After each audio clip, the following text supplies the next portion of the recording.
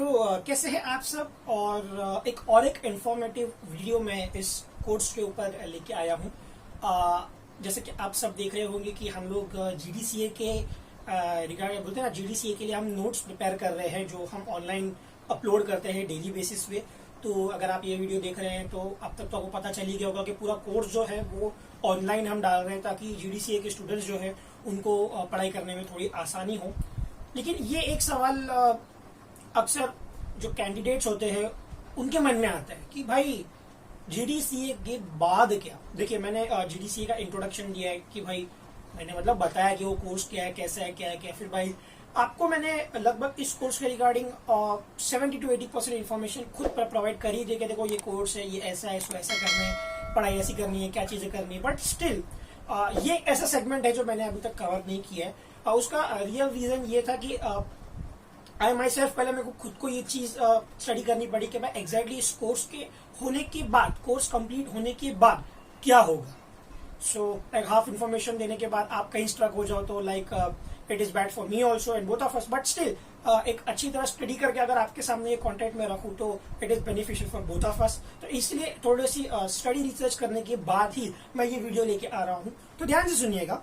देखिए, मैं मेरे पहले लेक्चर्स में भी आपसे ये बात डिस्कस कर चुका हूं कि GDCA, government diploma in corporation and accountancy, ये एक फास्ट ट्रैक कोर्स नहीं है। फास्ट ट्रैक कोर्स का मतलब क्या होता है? आप कोर्स करते हो, आपको फट से जॉब लग जाती है।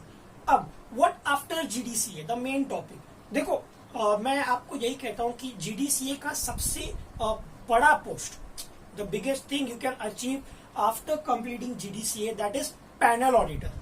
भाई ये पैनल ऑडिटर क्या होता है कि भाई आप जो हो, जैसे एक चार्टर्ड अकाउंटेंट होता है वैसे एक पैनल ऑडिटर होता है। But chartered accountant, panel auditor, ये बंदा जो पैनल ऑडिटर होता है ये कोऑपरेटिव सोसाइटीज के अकाउंट्स ऑडिट कर सकता है। और एक हद तक ये जीडीसीए के साइट में दिया हुआ, एक हद तक कोऑपरेटिव सेक्टर्स का भी ऑडिट कर सकता है, but up to a extent. That is like जैसे एक सीए को एक नंबर आता है, एक बोलते ना, जब उसकी डिग्री पूरी हो जाती है और वो सर्विस के लिए अप्लाई करता है तो उसको एक नंबर मिलता है, मेंबरशिप नंबर। वैसे यहाँ पे भी एक पैनल ऑडिटर नंबर आता है।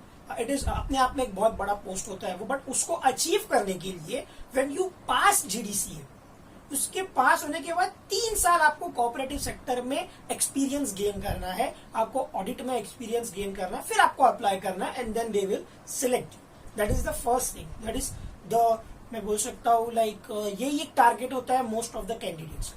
उसके बाद जीडीसीए करने के बाद थोड़ा और हम नीचे आते हैं तो कैसा होता है ना। देखो, कोऑपरेटिव सोसाइटी हमारे दिमाग में क्या है भाई, एक 4 महले की बिल्डिंग, उसमें 30 घर। देखो, ये छोटी कोऑपरेटिव सोसाइटीज है। अगर आप एक्सटीरियर बोलते ना, सेंटर में आओ, सिटीज में आओ, तो ऐसी भी कोऑपरेटिव सोसाइटीज होती है जहाँ पे 10-10 बिल्डिंग होती है, 8-8, 9-9 बिल्डिंग होती है, वहाँ पे बहुत सारे लोग रहते हैं, मेंबर अराउंड 100 होते हैं। तो ऐसी बिल्डिंग्स के अंदर डिस्प्यूट्स भी होते हैं, कोऑपरेटिव सोसाइटी के डिस्प्यूट्स भी होते हैं। तो एक फोरम भी है जो इनके डिस्प्यूट सुनता है। आप वहां पे आपके कोऑपरेटिव सोसाइटी की तरफ से डिस्प्यूट हैंडल कर सकते हो। मैं ये वर्ड यूज नहीं कर रहा हूं कि आप लॉयर बन जाओगे, नहीं, लेकिन आप भी एलिजिबल हो कि आप कोऑपरेटिव सोसाइटी का जो केस है वो वहां पे जाके आप आर्ग्यूमेंट कर सकते हो। You are eligible. रीजन, आपके मैं कह सकता हूं कि सिलेबस के अंदर एक सब्जेक्ट डेडिकेट किया हुआ है कोऑपरेटिव लॉ के लिए। That is the only reason you can do that. ठीक है। तीसरा क्या होता है, यूजुअली आप जब ये कोर्स करते हो तो कोऑपरेटिव बैंक्स के अंदर, आई रिपीट कोऑपरेटिव, मैं क्यों ये कोऑपरेटिव वर्ड को बार बार फोकस कर रहा हूं, because this course can upgrade you in that sector only. क्योंकि ये कोर्स उसी सेक्टर के लिए स्टेट ने बनाया है। This course is provided by the state government. Maharashtra के अंदर ही ये कोर्स, इसके बाहर नहीं, पुणे में इसका बोर्ड है। कोऑपरेटिव बैंक्स के अंदर अगर आप ये डिग्री आपके रेज्यूम में अटैच करते हो, या आप कोऑपरेटिव बैंक के अंदर पहले से काम कर रहे हो और फिर अगर आप ये डिग्री एक्वायर करते हो तो you are eligible for a promotion, कि हाँ भाई इसको कोऑपरेटिव का ज्यादा नॉलेज है। सिमिलरली आप कोई कोऑपरेटिव सेक्टर में हो, ऐसा कोई कोऑपरेटिव इंस्टीट्यूट में आप हो, ऑलरेडी वर्किंग हो, आप ये कोर्स कंप्लीट करते हो तो आप एलिजिबल हो जाते हो प्रमोशन के लिए। बट दैट डजंट मीन आप डायरेक्ट ऑफिस में जाके प्रमोशन नहीं, आप अपना रेज्यूम के अंदर लगाओ और then for the further post अगर खाली होती है you can apply for that and there are high chances that you will be promoted. 100% surety नहीं है, ठीक है। उसके बाद आप खुद, जैसे आप पैनल ऑडिटर बनते हो तो पैनल ऑडिटर के नीचे आप लग सकते हो काम करने के लिए। सैलरी मैं कह सकता हूँ कि उसके रीच के हिसाब से शुरू होती है 7 से 8,000, 15 तक जाती है। एज अ मैं कह सकता हूँ as a accountant, cooperative society के लिए एज एन अकाउंटेंट भी जॉब कर सकते हो। उसके बाद ये भी एक काम हो गया। फिर ऐसा होता है जैसे कि मैंने बोला कि भाई मेन सिटीज के अंदर बड़ी बड़ी कोऑपरेटिव सोसाइटीज होती है, और यूजुअली अगर आप एक छोटी कोऑपरेटिव सोसाइटी में देखें तो जो ट्रेजरर होता है, सेक्रेटरी होता है, तो ये सब लोग ही आपस में काम निपटा लेते हैं। बट जो बड़ी बड़ी सोसाइटीज होती है वहां पर ये होते हैं, सेक्रेटरी होता है, ट्रेजरर होता है, सब होते हैं, बट इनके पास उतना टाइम नहीं होता है कि ये अपनी सोसाइटी को खुद मैनेज कर सके, because they themselves have some bigger jobs to perform. तो ऐसे में ये लोग बंदे अपॉइंट करते हैं जो हमारी सोसाइटी का पूरा ध्यान रखेगा, दिखेगा कि भाई सोसाइटी के छोटे मोटे काम जो है वो ये लोग ही हैंडल कर ले। तो आप ये कोर्स करने के बाद वहां पे भी जाके अप्लाई कर सकते हो। सो दिस आर, अच्छा क्लासेस डालना है, मेरे को एक बंदों ने पूछा कि भाई हम क्लासेस डाल सकते हो, तो देखो ये कोर्स का डिमांड है, एग्री, बट इस कोर्स का उतना डिमांड नहीं है जिसके हिसाब से आप क्लासेस डालो। अगर आप क्लासेस डालते हो, if you are alone in your own city तो ठीक है, लेकिन क्या है ना, देखो अपना बिजनेस का ना यही एक बोलते ना एक ट्रेंड है कि भाई आप कोई चीज शुरू करो और उस चीज में जरा भी तरक्की सामने वाले को दिखी तो वो आपके सामने वो चीज शुरू कर देगा। अगर इस टीचिंग के अंदर कंपटीशन लगता है तो देन लाइक फिर ना उसका फायदा ना तुम्हारा फायदा। तो I won't prefer teaching, but still if you want to teach that is a good thing, but I won't prefer that. देखो end of the line, bottom line पता है क्या है कि भाई आप कहीं पे कोई भी कोऑपरेटिव सेक्टर में लगे हो और फिर अगर आप ये कोर्स करते हो ना तो you are eligible for a promotion. This is a best thing. फिर मैंने आपको इतनी सारी जो चीजें बताया कि आप भाई 3 साल प्रैक्टिस करने के बाद पैनल ऑडिटर बन सकते हो, आप आपके कोऑपरेटिव सोसाइटी का आपका कोऑपरेटिव सोसाइटी क्लाइंट होगा और आप भाई डिस्प्यूट जाके हैंडल कर सकते हो, ये सब भी हो सकता है। फिर टीचिंग वगैरह भी मैंने आपको बोला। फिर आप एक कोऑपरेटिव एक अकाउंटिंग फर्म होगा जो कोऑपरेटिव सोसाइटी हैंडल करता है, उसके नीचे भी काम कर सकते हो। कोऑपरेटिव बैंक के अंदर भी आपको एंट्री है। लेकिन मैं आपको यही चीज बोलना चाहता हूं कि this title can only push you to the chair,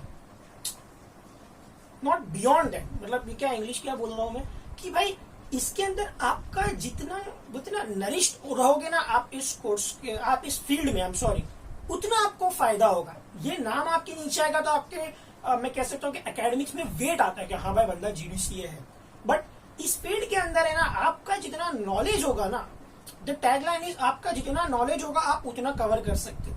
panel auditor बनना है, ये कोर्स कर लिया, 3 साल कर लिया, पैनल ऑडिटर बन भी गए ना तो भाई आपको लाइक कोई गवर्नमेंट की तरफ से भाई कोई चेंजेस आ रहा है, जैसे कुछ अपडेट्स आ रहे हैं, वो सब चीजों का आपको ध्यान रखना होगा। You should be very much, मैं कह सकता हूँ कि भाई attentive, alert regarding the changes, तभी आप मार्केट में बने रह पाओगे।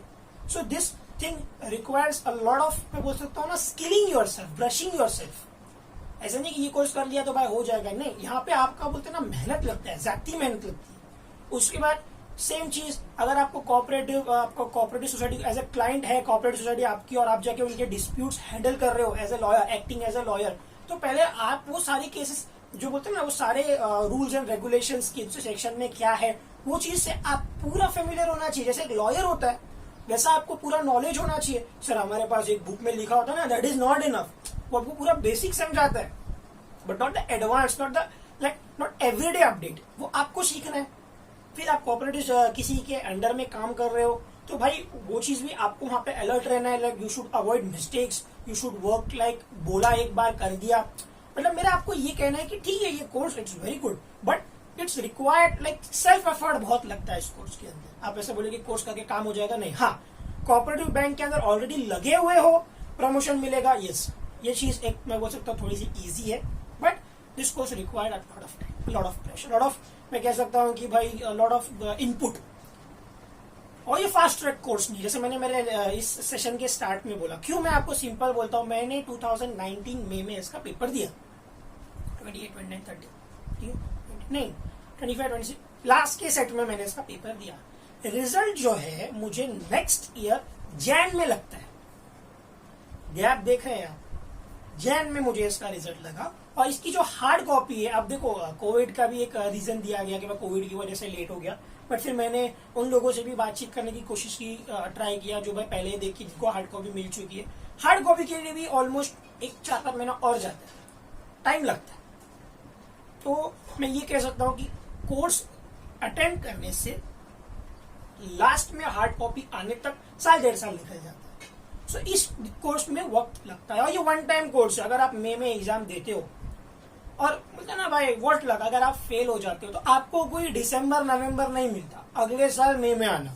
साल में एक ही बार ये कोर्स होता है। तो this is like what after GDCA, मतलब बोलते ना है बहुत सारे फील्ड्स है। आप भाई पैनल ऑडिटर बोल दिया, वापस रिपीट कर रहा हूं, पैनल ऑडिटर हो गया भाई, एज आप रिप्रेजेंट कर सकते हो, लॉयर हो गया, आप पूरी कोऑपरेटिव सोसाइटी हैंडल कर सकते हो, आप ऑलरेडी जो फर्म है जो कोऑपरेटिव सोसाइटी को डील करता है उसके आप ज्वाइन कर सकते हो, बैंक्स ज्वाइन कर सकते हो, और भी बहुत सारे कॉर्पोरेट इंस्टीट्यूट है जहाँ पे आपको दिखेगा कि भाई वो कोऑपरेटिव है। जो भी आपको ब्रांड नेम के अंदर कोऑपरेटिव दिखाई देता है ना, this degree can give you a push into that particular firm. फिर आप not but not the least आप चाहो तो क्लासेस भी खोल सकते हो। So this are all like what exactly after GDCA. And apart from that वापस से बोलूंगा कि इट रिक्वायर्स एफर्ट्स तो हर कोर्स में लगता है, but specially if I am talking about this course, yes it requires effort, it requires your input. जितना आप शार्प रहोगे ना उतना आप प्रोग्रेस करोगे। ऐसा नहीं है कि डिग्री आ गई लग गए, नहीं, this is not the thing. समझ में आ रहा है? सो आई होप आपका ये डाउट क्लियर हो गया होगा कि भाई व्हाट आफ्टर जीडीसी। बहुत लोग पूछते हैं सर जीडीसीए के बाद क्या करना है जीडीसीए के बाद, तो ये हाल है।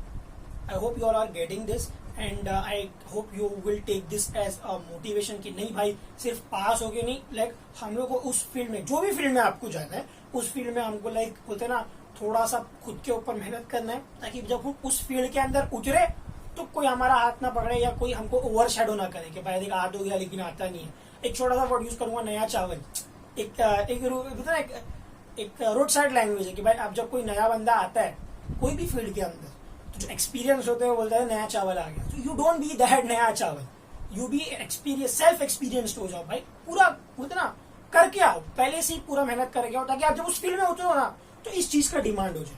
I hope you all are getting this and if you are already passed GDCA, I wish you the best of luck for your career. And if you are attempting GDCA exam, I wish you all the best for your exams. And you can write to me given on my email वगैरह दिया होगा, आप मुझे email पे बोल सकते हो। कोई सब में डाउट होगा, कुछ पॉइंट नहीं समझ रहा होगा, तो ऑलमोस्ट सारे नोट्स दिए, बट स्टिल अगर आपको अपार्ट फ्रॉम दैट कुछ डाउट है तो you still can write to me and I try my best to answer you. ठीक है, तब तक के लिए थैंक यू।